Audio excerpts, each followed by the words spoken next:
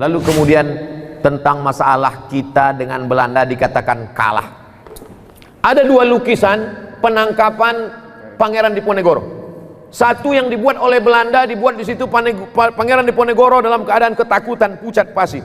Lalu kemudian seorang pelukis Indonesia, Raden Saleh, dia lihat, ini nggak benar, maka dia buat lukisan versi dia. Nampak Pangeran Diponegoro dengan gagah berani walaupun berhadapan dengan musuh, dan itu yang benar. Sejarah akan ditulis oleh pemenang. Anehnya Indonesia melawan kita, kita yang menang, dan sejarah kita ditulis mengikut cerita Belanda. Siapa yang memperbaiki ini? Sejarawan-sejarawan dari HMI. Kalian harus luruskan. Lukisannya aja perlu diluruskan, apalagi sejarahnya. Kita tidak pernah kalah, kita menang. Bambu runcing bekal kita. Seorang ahli zikir tidak hanya sekedar berzikir di masjid, tapi dia berzikir menggetarkan jamaah. Maka Belanda melihat orang ini berbahaya. Dia adalah mursyid tarekat khalwatiyah. Khalwat artinya bersunyi-sunyi dengan Allah, merasa sunyi di tengah keramaian. Nampaknya ramai, tapi sunyi hanya karena berdua dengan Allah SWT.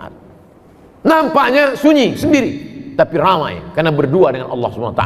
Maka disebut dengan tarekat khalwatiyah. Namanya Syekh Yusuf Al-Makassari Tajul Khalwati. Taj artinya crown, mahkota. Mahkota tarekat khalwatiyah. Belanda melihat orang ini berbahaya, buang dia. Dibuang ke Ceylon. Sampai di Ceylon, apa yang dia lakukan? Dia menyebarkan Islam di Sri Lanka. Masuk Islamlah orang Sri Lanka. Akhirnya orang Inggris di Sri Lanka pun pusing melihat dia.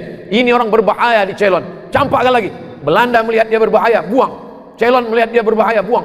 Akhirnya dicampakkanlah dia ke Cape Town, Afrika Selatan. Di Cape Town apakah dia stres, depresi? Tidak. Di Cape Town dia membangun kampung Melayu, kampung Islam.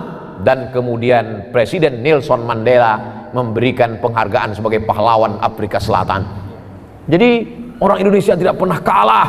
Dia hanya kalah di mata sejarawan yang menulis menurut versi mereka. Dari senjatanya, dari kekuatannya. Apa kekuatan Syekh Yusuf itu? Kekuatannya ada pada la ilaha illallah Muhammadur Rasulullah. Kalau Allah besar di dalam hatimu, maka dunia ini kecil di depan matamu. Kalau Allah besar dalam jiwamu, maka segala permasalahan dunia ini hampa, kecil materi ini, tak ada apa-apanya.